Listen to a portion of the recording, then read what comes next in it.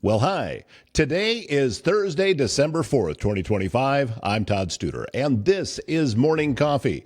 Yesterday made some more progress at the studios on Willow, and in fact, we recorded our first guest interview. Well, other than Kyle and I sitting and talking, but we had Brandy Wallar stop by from New Vision's Homeless Services, and she gave us an update on what's going on there. Also, about just all of the services that New Visions provides the community and those suffering from homelessness.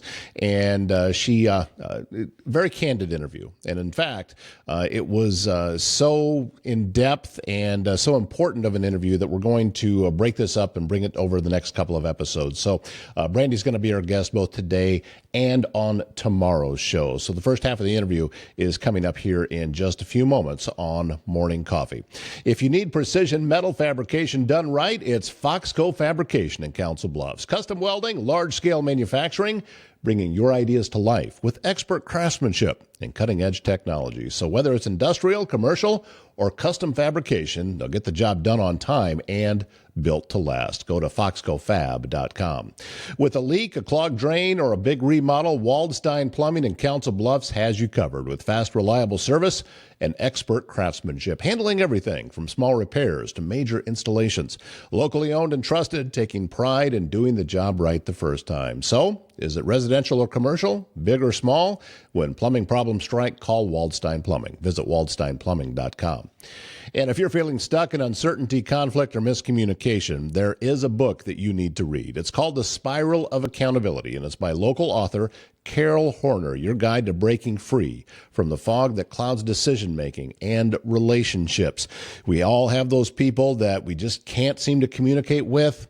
Carol has devised a way to break through all of the clutter, and you can learn how to recognize negative cycles.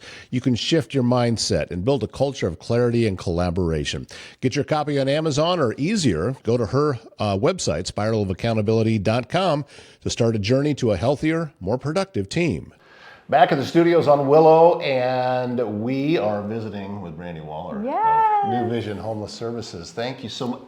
You brought me a gift. I did. That was cool. There's balloons here that say congratulations and celebrating, and brought a butt cake, and it was a surprise and a welcome surprise. Thank you so much. No, I have the honor of being the first one in your studio. So yeah, you are the first person to come in from outside. Obviously, we are not nearly where we're going to be with the build out, but I thought we need to get rolling right away with what's happening in here, and nobody better to talk to, because you and I have kind of struggled a little bit making connections. Yes, we have. Yes, but you've been busy. So have you. We have. Yes, exactly. Yes. So, just about everybody knows who you are and knows what you do. Yes. But I want to give you an opportunity to say it in your own words. Awesome. Of this is who we are and this is what we do, because. Awesome. Let's be honest. I think that there's some misunderstanding, a lot about what is happening. A lot. We all, obviously, I think that homelessness was probably the number one issue in this last election that everybody was talking about. It was. So, and I know that you would be the first person, if you had that magic wand and homelessness no longer exists and everything's fine, you would do that in a second. 100%. 100. I mean, I've spent the last 22 years of my life dedicated to serving individuals experiencing homelessness. I think in our community, we could all agree on a lot more than what we disagree on, and we should all agree that parks should be meant for recreation and families and not having human beings live in them. But we have to do something about it. And so that's what New Visions is here. So I appreciate the opportunity to come and talk about what we are doing. Like, our community is pretty awesome. And what people don't know is we're asked to be on state stages. Now, I was just flown out to Los Angeles 2 weeks ago for the National Coalition of Homeless Veterans, and was asked to speak on my expertise. And so they are looking at us and what we're doing, because we're doing a lot of cool things here, because we have to, because we are in a community that does love each other. And the majority of us don't think it's funny to have somebody with their whole life belongings in a cart pushing it down, struggling with mental health. And so how are we going to do that? You know, I always say you could be part of the solution or part of the problem. And what I have found out is the majority of people want to be part of the solution, but they don't know where to start. They don't know where to start.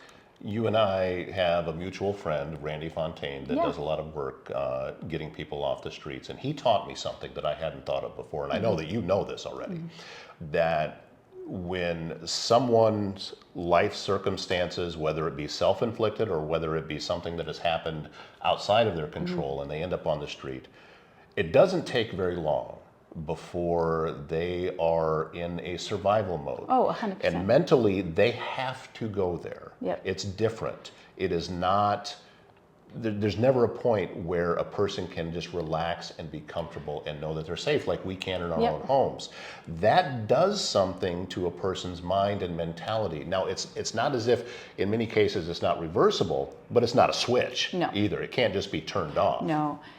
So Randy makes a great point. And anybody that's ever worked with somebody that's experiencing the crisis of homelessness knows that it's chemical, not character. That individuals, when you are in a crisis point, that your top part of your brain goes off. And that's, you're living out of what's called your alligator brain. Fight, flight, or freeze.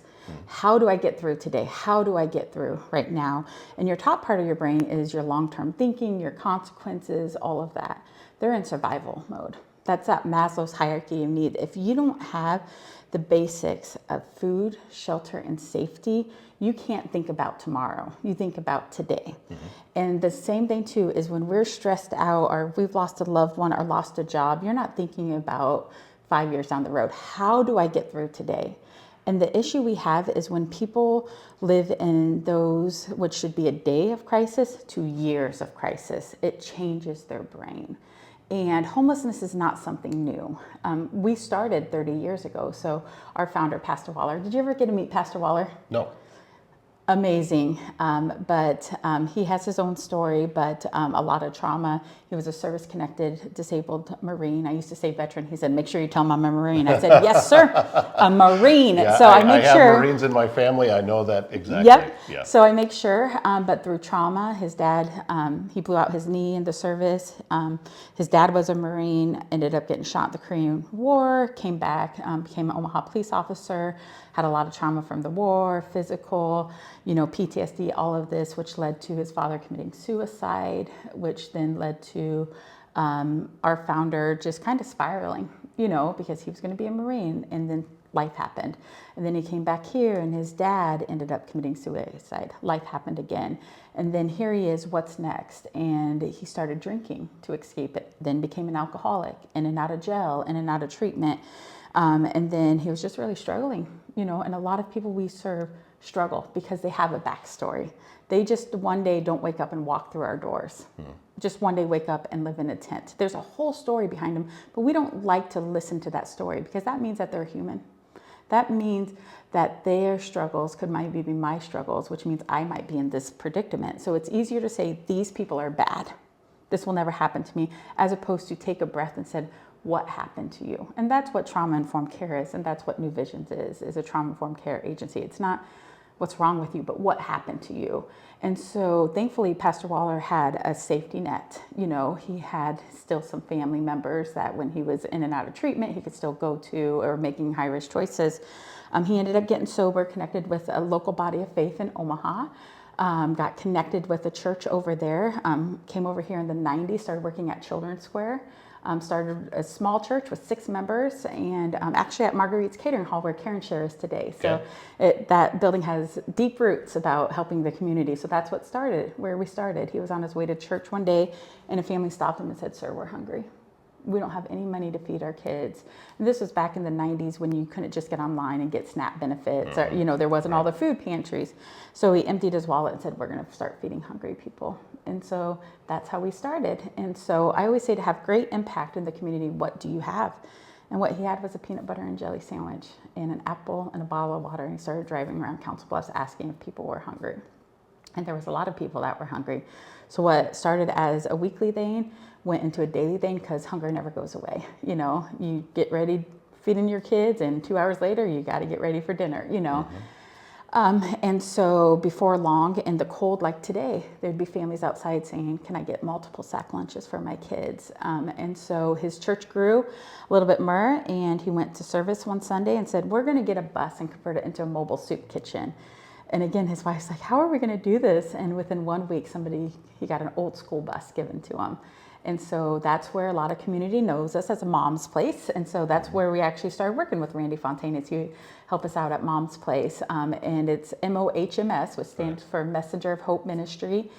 Twofold. Hope is the core of what we do. And then the second thing is a lady, her name was Donna Campbell, took on kind of the daily chore of getting sack lunches together and stuff like that. And so when people in Council Bluffs seen her, they'd call her mom. You know, they're Mom's here, so the Mom's Place. So a lot of people always ask us, what's that H in there for? But it was twofold. And so we got a bus and parked it under the viaduct. And before long, the same thing happened is we'd have a line of people outside waiting to get a meal. And the city took notice and gave us that old hardware building with the pink roof. A lot of old-time Council Bluffs remember the pink roof. I came on the scene in 2003 working in homeless services, which is crazy to me because part of my story, I was born and raised in Council Bluffs. My mom is an amazing woman. She got pregnant when she was a teenager, ended up getting married because that's what you did in the 70s, ended up staying home, having a couple of more kids. Everything was great until it wasn't. And then my dad left and my mom found herself in an abusive relationship. And so the first 10 years of my life were moving a lot. We're experiencing different levels of homelessness where, you know, you might be in an apartment, but you don't have heat on in the apartment, you know, and then the abuse cycle, he would come back and I'll never do it again and everything's great. And we'd move back in because but I never knew I was homeless because homelessness was always just that single man. That's all it could be, you know. And so, like I said, I love this community because when my mom was working several jobs and she didn't have the availability to feed our potential, you know, she had 4 kids, an amazing mom, but she was a poor mom. You know, she just never had enough money for the month. Our schools supported us. Our teachers supported us. My friends' family supported us. I had a teacher that paid for me to be in band, you know. I'll never forget, and when I was a sophomore at TJ, my counselor said, Brandy, what do you want to do when you grow up? And I said, well, I just really don't want to be pregnant by the time I'm a teenager. And she's like, well, you could handle that. But because every single generation in my family, all the women got pregnant when they were teenagers, you know. And so, so she helped me apply for scholarships, and I got a full ride scholarship. So it's kind of unique because I was raised a Hawkeye, and I was going to go to school to be a nurse. And I gave blood at TJ my senior year, and I found out I pass out quickly when I see blood. So, yeah, that's probably not a good thing. No, not so much. And I job shadowed a couple more. So then I ended up switching to Iowa State. And so I got my undergrad from Iowa State in social services. And then I married a huge Husker fan. So that's very, I'm sorry, I shouldn't have said that. This is in Iowa. Yeah. Well, everybody knows I'm a Hawkeye guy. Yeah. But also that Iowa State is also our state school. Yes. I mean, they're part of everything. And who won the football game this year? That was not me because no matter how much I begged the coach, they wouldn't put me in the game. So it's got nothing to do with me. I think we're in Iowa State. And Iowa State has a kicker that can make field goals from 150 yards out, and that was the difference in the game. Yeah. So we digress. So anyways, I came back to Council Bluffs. Believe it or not, social workers fresh out of college don't make a lot of money, so I started waiting tables, but it didn't fill my bucket because I've had so many people feed into me, and then once I was able to give back, there was just something about doing that, you know. It's the best feeling ever to help serve and to be able to give to your community, especially the one that gave to me. So I got a job working in after-school programs for families that were experiencing homelessness, so in the Micah House, a couple shelters in Omaha, and I'm like, oh my gosh, these families are just like my family. You know, they're not aliens or these people or whatnot. They're individuals that never thought they'd be in that situation. And so I fell in love with the homeless population. Then an opportunity opened up for me to work at the Potawatomi County Homeless Link, which is true collaboration. And I think we'll talk a little bit about that. But collaboration is the key to ending homelessness. Because if I could have, I would have right now. I would have. I operate 10 different programs, and my homeless shelter and street outreach are my least favorite. I love my housing programs and my food security programs and my Christmas programs and my prevention, all of those things. But the reality is they're a piece of the puzzle of how we get people out of homelessness. And so, yeah, I worked for the Potawatomi County Homeless Link and I had an office in Micah House, Heartland Family Service, Iowa Legal Aid, and it was just Mom's Place at the time. And then my majority of my time was spent at Mom's Place, but the beauty of it is we'd have people that would come into Mom's Place to get a meal and say a family that was sleeping in their car, well, I was just at Micah House 2 hours earlier and I know they have a bed. So I was able to kind of work in that. So collaboration still very much at my heart. And so I ended up working there, and then I met Pastor Wallar, our founder, and then I shared the same last name as him. I didn't marry him. He was already married. That would have kind of been awkward, Yeah, you know. been a little weird, yeah. Little weird, but then I met his son and thought his son was pretty handsome. So I actually married into the family in 2006.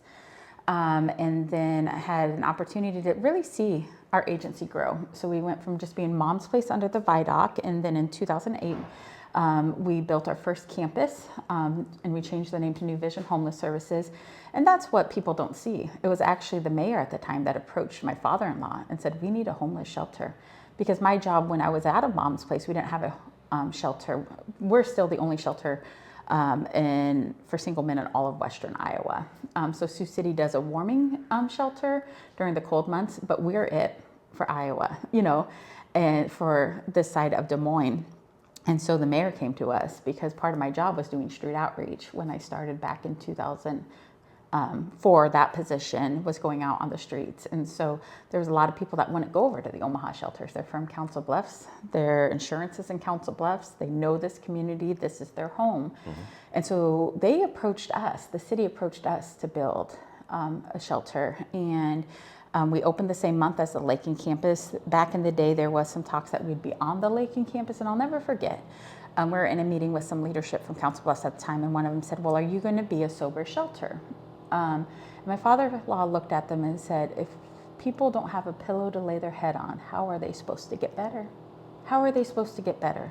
If they don't have an address to get mail sent to them, if they don't have a pillow to lay their head on, how do they change? Because again, they're living in fight, flight, or freeze. How do I get through today? And so we opened up in September of 2008. And so on our campus, we have Joshua House, which is our emergency men's shelter. It is what a low barrier shelter. And this is what people don't understand. Okay. So a low barrier shelter doesn't mean people could bring drugs or alcohol in our building. But if you're struggling with alcoholism or addiction and you need help, you have to start somewhere. Because when you're out on the street, it is a lot easier to make high-risk choices around drugs and alcohol as opposed to coming in and getting help for it. And so we started out with 48 beds in September of 2008. By October, we went to 64 beds. And since November of 2008, we've been sleeping overflow on mats. So I don't even have enough beds for these men. I don't even have enough mats at time for these men because I sleep overflow every single night. And so we've continued to do that. We have our meal site. So we're the largest community meal site in the state of Iowa. We serve about 180,000 meals a year. And so we serve breakfast, lunch, and dinner. Anybody in the community could come in. So we haven't missed serving a meal since 30 years ago. We're celebrating our 30-year anniversary this year. So we don't interrogate them. I don't think people need to audition for food. And how we're able to do that is actually through the generosity of the community. So we rescue about $1.8 million worth of food a year. Really? So, yep. Yeah. So if you're ever wondering what like the school lunches go that don't get ate, they come to New Visions. And we have an elevated version of that the next day. But we have such a generous community, Tyson, Hy-Vee, Fairway, you know. Yeah. And so a lot of local businesses, Wendy's that was down here. I mean, just so many people support us. And then we do a lot of drive-through pantries. So we serve about 12,000 people through our food security programs.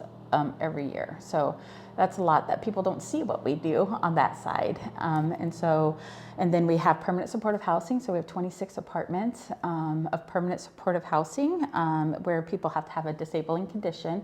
And then they pay 30% of their income in a new program. So my father-in-law and our founder retired in 2017, and we brought in an interim CEO, and his name was Bob Sheehan. So Iowa West Foundation helped us to kind of switch from being a church to a 501c3 public trust. And so he was with us for 4 years. And then I took over as interim CEO in 2022 and permanent in 2023. And when I took over, there was some gaps in our community because we have shelters for single men and we have shelters for families. We have 26 beds for single women, but we don't have shelters for couples. So we ask people experiencing homelessness to do things that we want to do. I've been married going on 20 years next year. And if I experienced homelessness with my husband, I wouldn't be like, all right, it was a fun one. Yeah. Yep, I'm going to go find shelter in Omaha. You stay at New Visions, and we'll send each other mail because we don't have phone, Mm-hmm. So we started seeing a lot of individuals living on the streets, and we've seen such an increase in women homelessness. So over the last 10 years in our community, women's homelessness has went up like 400%. Because when we were building all these shelters in our community, we weren't thinking about women. We thought, oh, it's just the single men. And now, like my shelter, I put on mats on the ground because I would rather have them in my facility.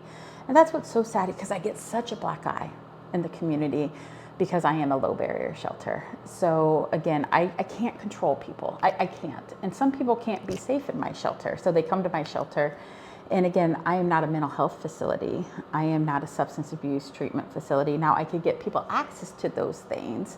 I'm not a hospital. I'm not a jail. And there's a group of people that don't fit into societal norms right now because we only have 92 long-term mental health beds in this whole state of Iowa.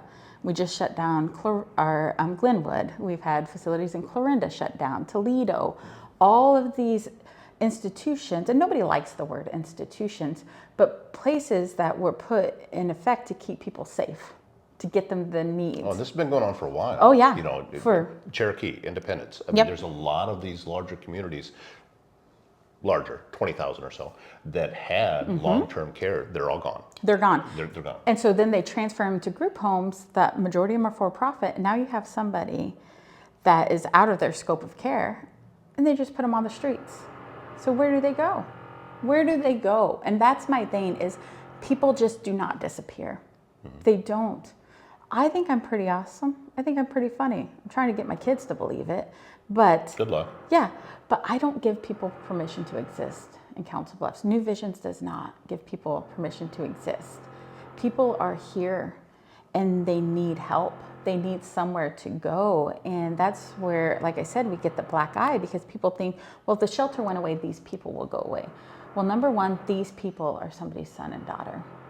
These people in second grade had hopes and dreams and wanted to be something. I've talked to thousands of people, and I always ask, what did you want to be in second grade? Like, if you could have been anything, Todd, what would you want to be? I think I was still on the football player mode until I found out I wasn't good at the sport. So, well, there's but that. back then, like the nursing thing, it didn't work out. Back then, I think, I'm going to be a football player. That was my. Yeah. You just need to be a good football fan for Iowa State now. Well, I can tell you that one thing I was not going to be was someone who used their voice all the time. Now, I always had the mechanics, the DNA, I guess, of a easy to understand Midwestern voice, but I didn't ever have the delivery. I never thought I would do this. I was petrified of talking in public. I was scared too. to death. Me too. And I am proof, and so are you, that this is something that can be overcome. It can. Yeah, and it's not, you and I don't have any special skills where that is concerned. But I wanted to, you brought up about these are people that had, this was never in their plan. Never. They thought that they were going to, just have the regular life just like everyone else, and things went awry. Sometimes you can say you can trace it back to a decision that you made, but they didn't know that that was the decision at the time. And I've spoken with other people about this, that there was was a couple of years ago, I think. I saw two guys that were looking for redemption cans out of the trash, and they were working together. And one was in and handing out, and he's stacking them up and getting everything. And they were probably out there for over half an hour. And then afterwards, everything was cleaned up, and they left. And the first thing that went through my mind was, how many decisions in my life would have to be different for me to be out there instead of in here? Seriously, that was, I physically thought, I was by myself, and I physically thought that. And what I realized was, not that many. No. It wouldn't be that many that would change that.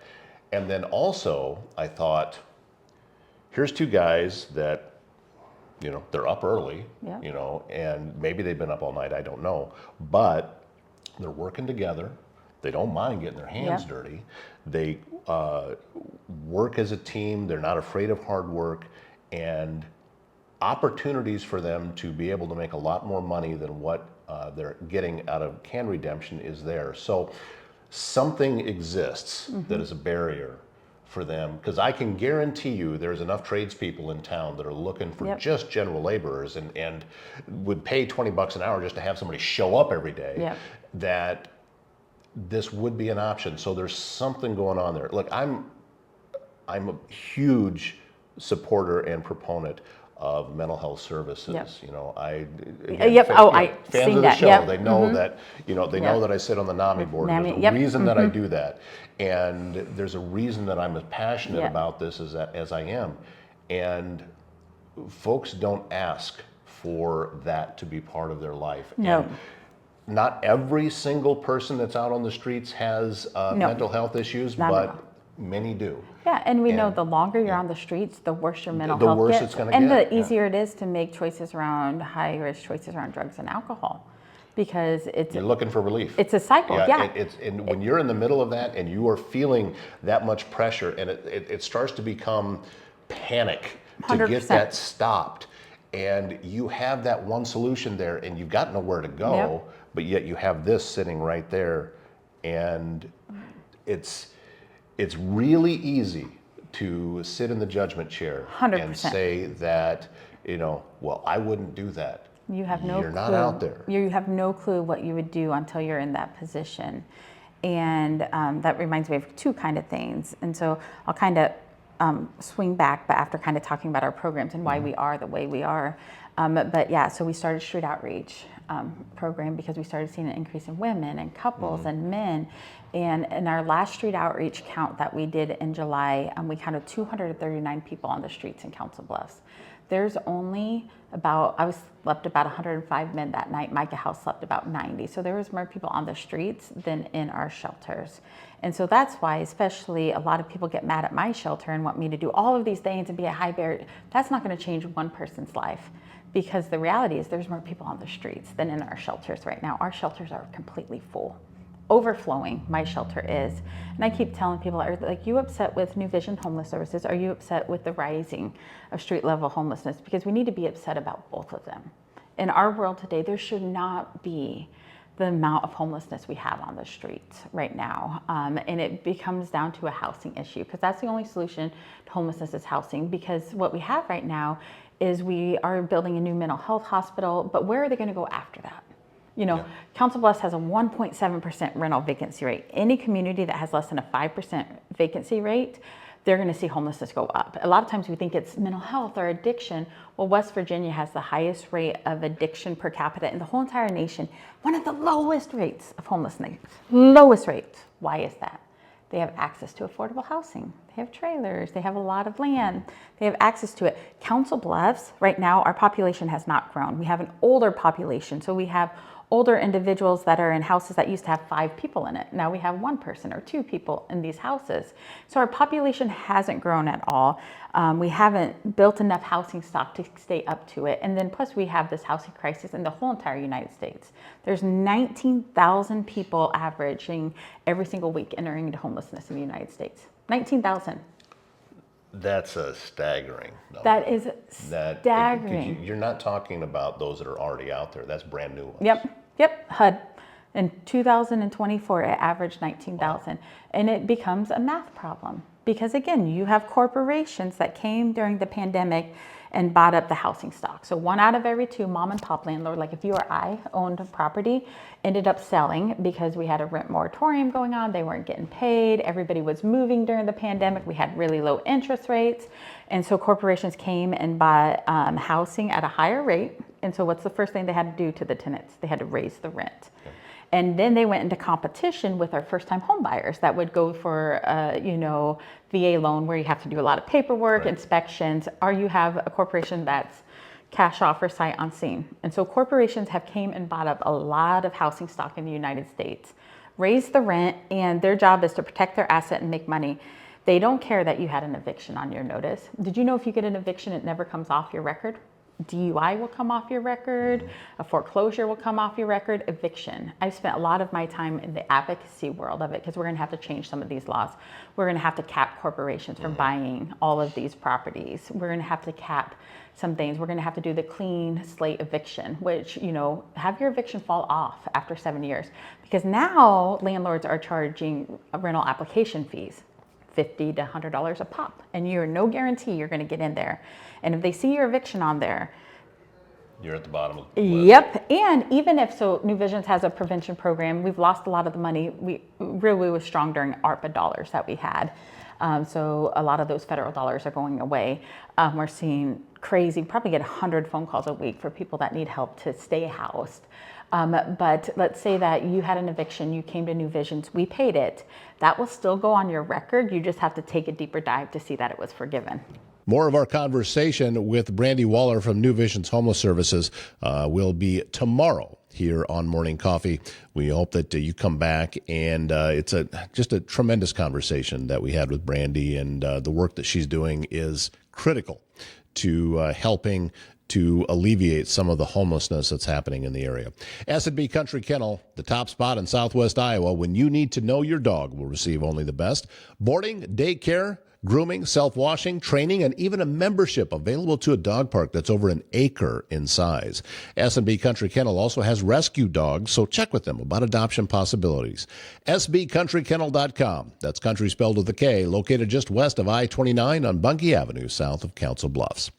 Technology should be working for you, not against you. At ThinkSpace IT, they provide expert IT solutions to keep your business running smoothly and securely. From cybersecurity and cloud services to network management and tech support, they simplify IT so you can focus on what matters most. Stay protected, stay connected, stay ahead. Visit ThinkSpaceIT.com. Also, a big thank you. Morning Coffee brought to you in part by Keith Jones, your Edward Jones financial advisor in Council Bluffs. Learn how Keith can help you reach your financial goals. Visit edwardjones.com for more. Edward Jones, member SIPC.